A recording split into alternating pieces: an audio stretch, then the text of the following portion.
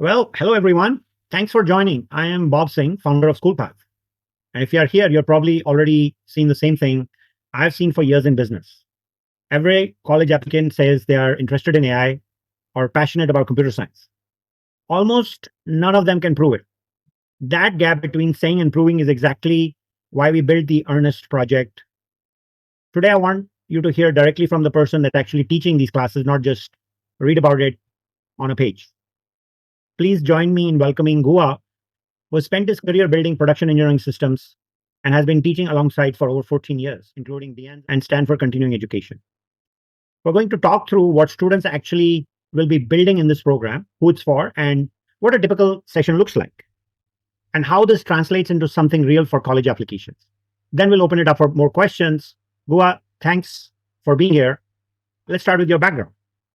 Before we get into the program, tell us what you did at Meta and what you're focused on now. Yeah, thanks a lot, Bob. Hi everybody, I'm Guha.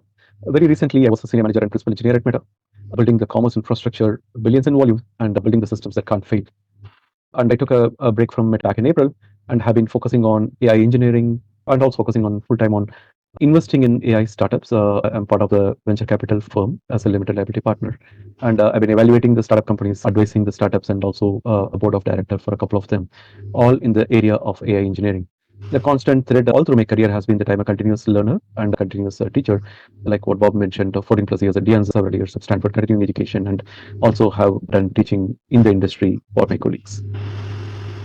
Great. Thank you, Guha. I know you led a team at Meta building billions in, or handling billions. Building billions is also good, but handling billions in payment volume. What does that have to do with teaching our high schoolers AI?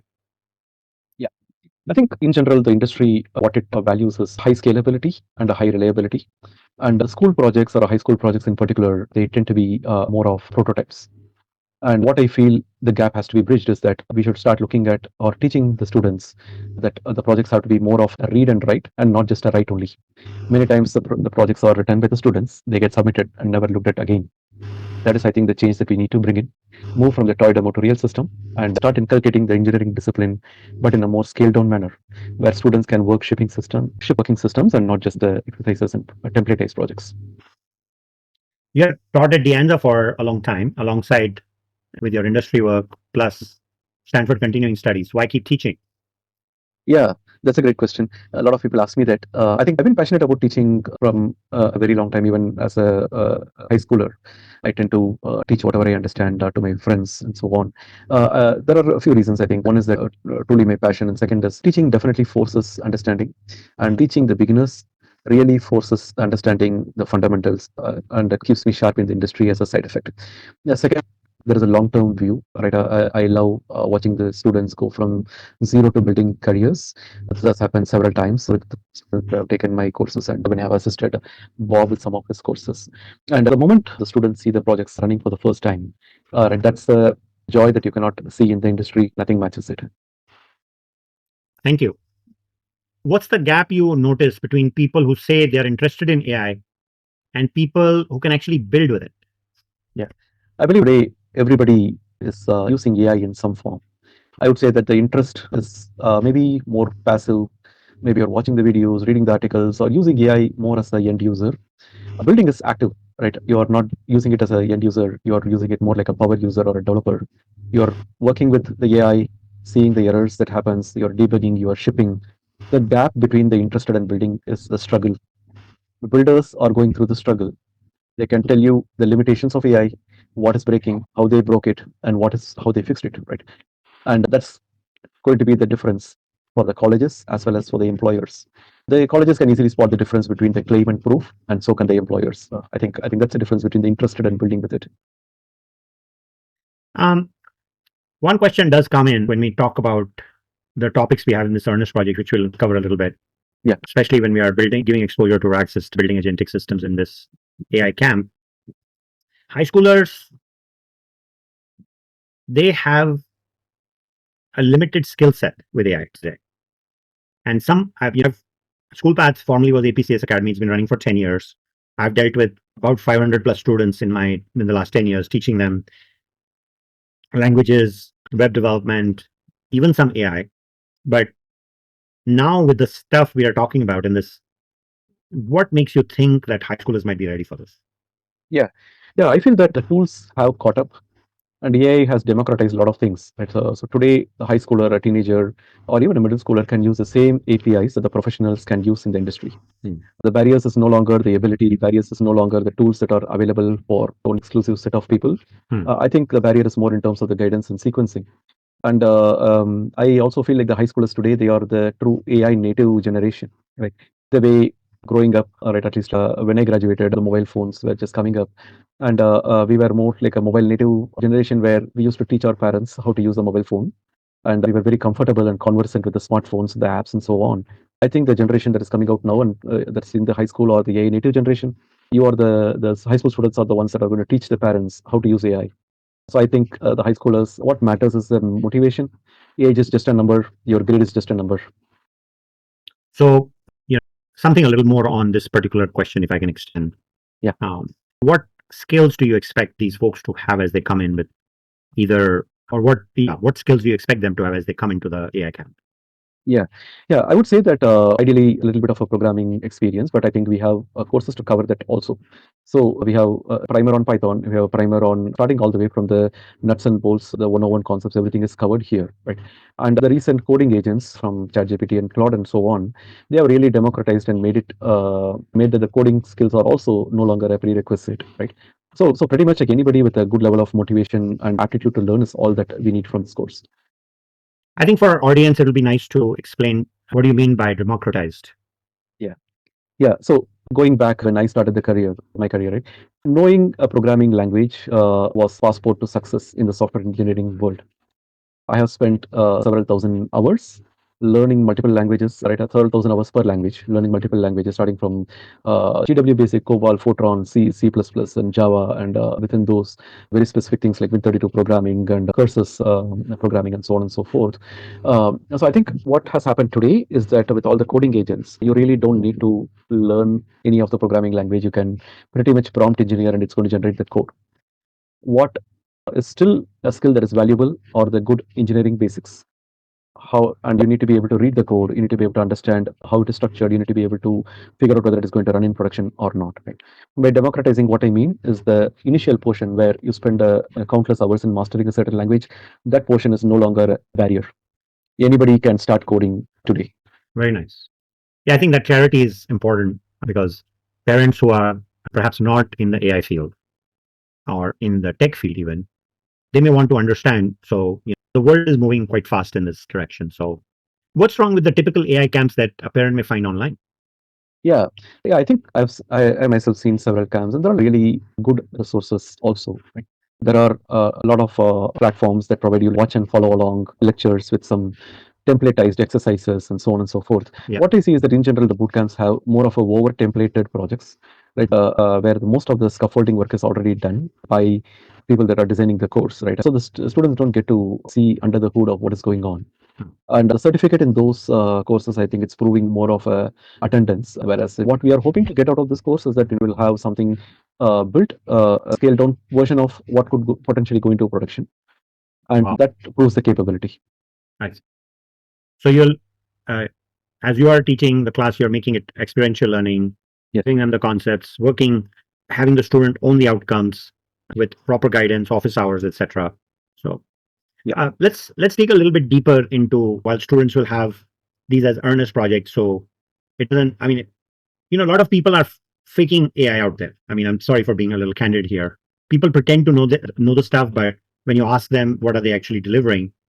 So within the sequence of the four that we'll talk about, students are going to get, they can build a portfolio, and they Yeah. can actually build a system with their own hands that they'll deploy, demonstrate, and generally say that that's their work. And said, when somebody goes through an experience, they can talk about the pain points. Yes. Until I haven't been on a road, I cannot say how rough the road is or how smooth it is, perhaps. Yes. So let's dig a little deeper. And if we look at the first Earnest project, which is Foundations and First API, what will the student get out of this? What will they walk away with? Yeah. So the foundations project, we are trying to really focus on the APIs. How can they structure the prompts and how can they debug? Right. This is going to be the first line of the portfolio of projects. and really looking at where the students can have a compounding effect on this, right? Whether they want to pursue this project standalone after this course or as a part of this course, right? I think that's kind of like what we have to do, like build the first building block. And what we get them to do is to have a deployed multi-turn chatbot, right, with a persona, right, that they have designed, right, with the live link that they can share. That's kind of what the first project is going to provide them. I see. And so they'll have to have some Python experience, and you'll Yeah. teach them how to work with APIs and then build this chatbot out, and they'll get a GitHub repo and they can deploy this project somewhere and make it part of their showcase. Very nice. RAG system, multi-agent system, right? Fancy for a 15-year-old, Yeah. right? So give us a little insight on what these are and how you'll accomplish the outcome with our do what are these, and then at the same time for our audience, please decipher or take us through that, and also give us an idea of, can a 15-year-old really do this? I think so. We will a lot of jargons that will get demystified as a part of this course, right? So if you talk to anybody today, in general, I think a lot of industries are filled with industry-specific jargons. Software engineering is no different. AI in particular is no different. These terms, till the time we understand what is it under the hood and what's the mental model with which we want to look at it, can be intimidating, can be new and alien.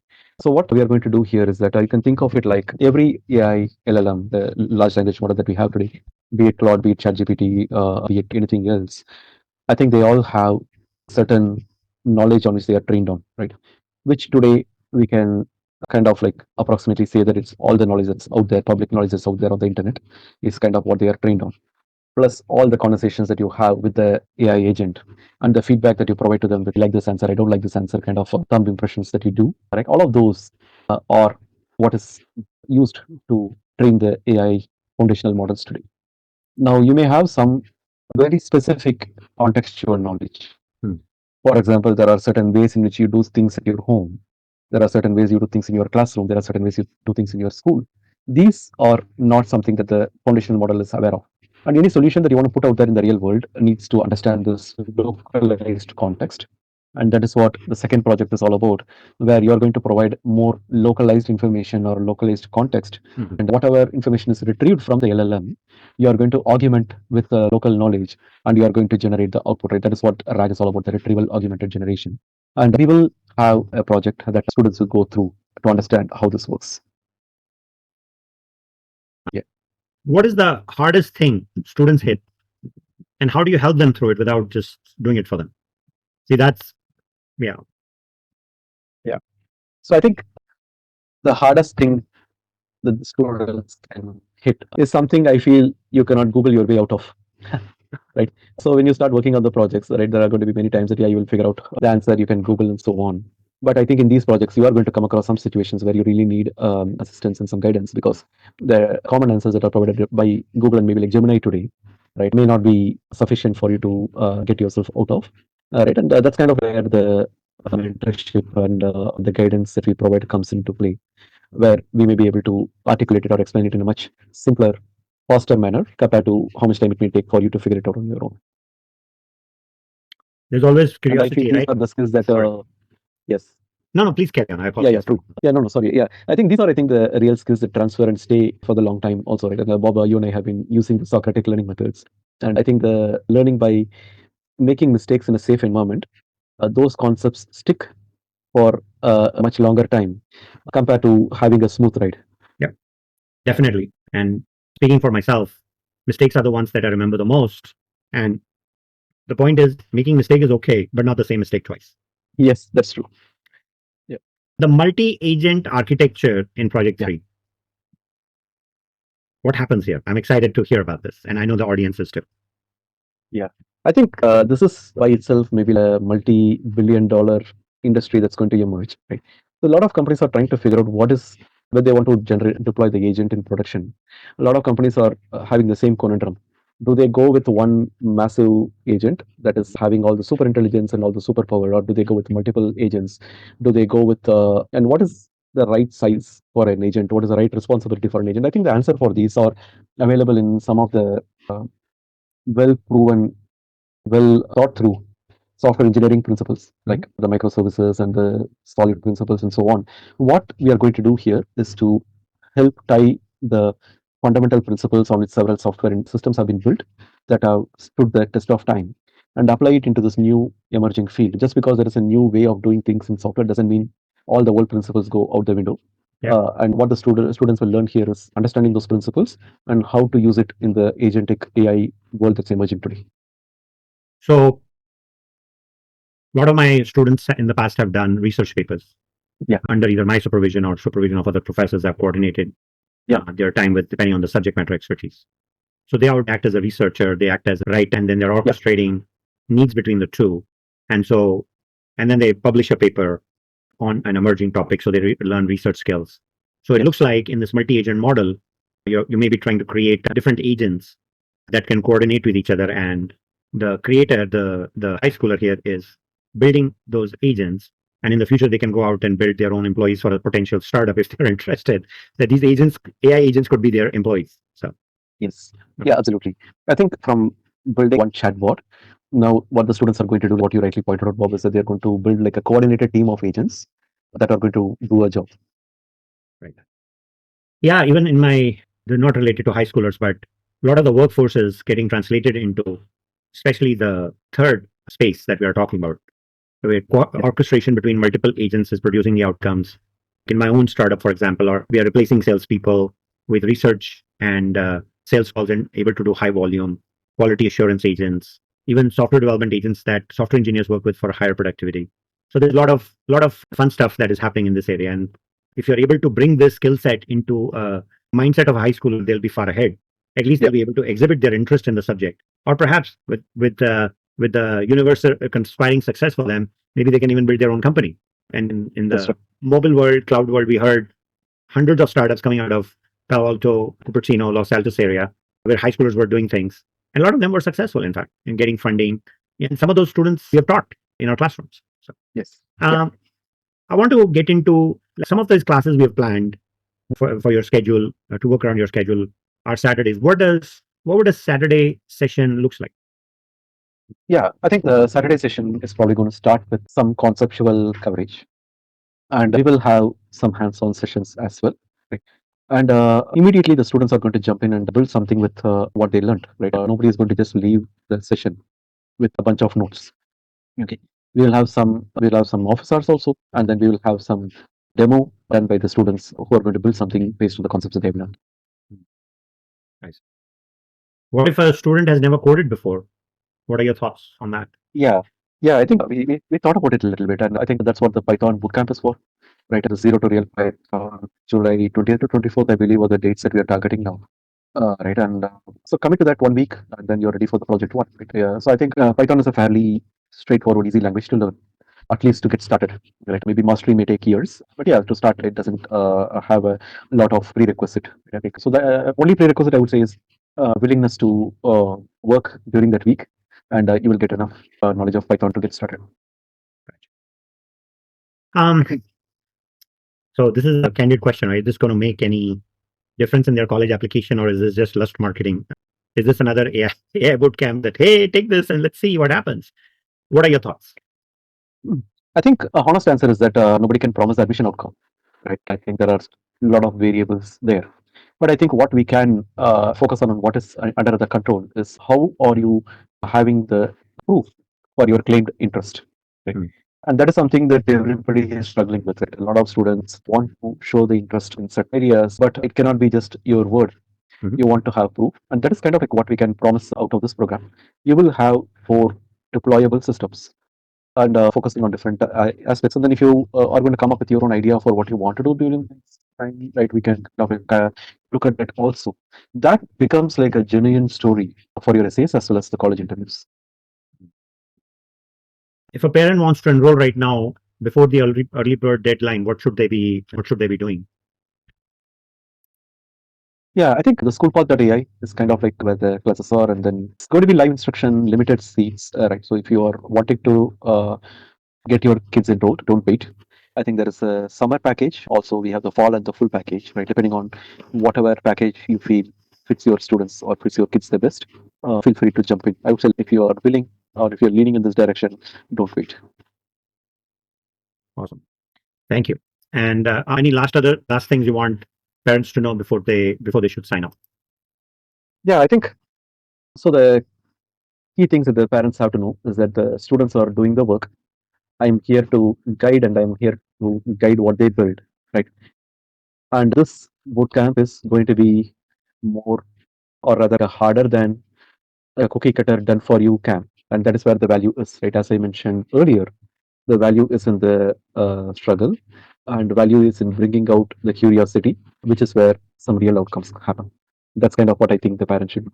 Okay. Well, we have some questions from the audience. Okay. One question is, my daughter hasn't coded at all. Is bootcamp really enough to get her ready? I think she's referring to the Python bootcamp. Okay. And I think, Yeah. yeah. Yeah, I would think so. As I mentioned, there is enough to get started, and there is mastery, right? I think the boot camps are going to provide enough to get started and enough for this program. Mastery will take years, right? I think there are some proven theories around you need to spend 2000 hours for mastering something to be at a comfortable level. You need to spend maybe 10,000 hours to be really become like an expert or a master in something, and so on, right? That is for becoming a medical professional. There are residency requirements and so on and so forth. I think that mastery definitely is going to take more time and beyond this course and beyond this bootcamp. But what we teach here is going to be enough for them to get started, and I'm not expecting a lot of programming or any programming prerequisite or prior knowledge. So Sylvia is asking, I've seen a lot of AI camps that are a week long that we've seen advertised on Instagram, and how is this any different? Yeah, I think so. I think there are two parts to this, right? One is the time it takes for the concepts to sink in, right? It cannot be crammed into a week-long bootcamp. It's too much to consume for the high school students, and it's not even a reflection on how sharp or how intelligent they are. It's a physical limitation of how much the brain can consume. And having done courses in education technology from Georgia Tech as a part of my master's program, and having done a lot of research in pedagogy and being part of the Anza, I kind of know that there are certain things that helps the students focus and grasp. That's kind of like what the structure provides. And a more detailed syllabus will be, I think, available for the parents once they enroll. And you can look at it as how the things are getting layered and how they are building on the concepts one after the other. That's what is different in this bootcamp compared to what you may find in the industry. Well, questions are pushing in, but I think if you can make time for two more, please. Okay, sure. Will there be, so I'll combine two questions into one. What time zone are these sessions going to actually be in? And will there be a recording of the live session available for students? Yeah, the time zone that's laid out on the screen, what you see there is all in Pacific times. And I live in the Silicon Valley Bay Area, San Francisco Bay Area. So the timing here is all in the Pacific time zone. And yes, the recording will be available for the students to watch it offline. I would also add on that don't treat it like, yeah, recording is available. It can be an async class. I think the whole value is in attending, and recording is available if you want to go back and rewatch it, or if there is something that is extenuating that you cannot attend the live sessions. Right. Well, one more, if you don't mind. Sure. How much one-on-one time will a student get with you directly? And if is it are you teaching all five, or are there going to be other instructors? Yeah, I think the current plan is for me to teach all five, and depending on the, I think we'll stick to the plan for this offering.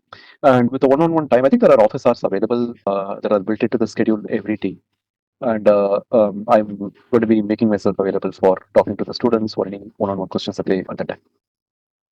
Thank you. Thank you, Guha. This was incredibly helpful, and I think it makes clear why we wanted people to hear from you directly, not just read about you, on some webpage.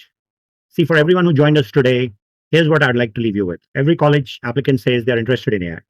Almost none of them can prove it. You see, Earnest Projects exists to close that exact gap. Your student doesn't have to just learn AI. They actually build 4 real systems that they go through the entire code with their own hands, guided by someone who does this professionally. The first cohort begins on July 20th. Seats are limited, of course. And if you're ready, enrollment is open right now at schoolpath.ai. And just click on the Earnest Projects link and you can sign up. And if you're still deciding, the recording of this session will be available on YouTube and our social channels. Quick note on timing: early class enrollment pricing has real deadlines. July 18th. Sorry, where is that slide? I'm not doing very good here, am I? Yeah, July 18th for the summer package, which basically has Bootcamp plus Project 1. July 29th for the fall package, which has projects 2, 3, and 4. And if you're interested in the full path, then you can sign up for all Earnest projects by July 25th. And if your student already knows Python, then you can just go with the full package. If you want Python, then you can sign up for full path plus Python. Then The classes start on July 20th. So I encourage you not to sit on this too long if you're leaning towards a yes. Thank you for spending time with us, Guha, today. And if you guys in the audience have any questions, you can reach out to me personally or to Guha at schoolpath.ai. And we hope to see your student in our first cohort. Thank you very much, Guha, and thank you for spending this time with us. I appreciate it. Thanks a lot, Bob, and looking forward to see you all in the Thank you.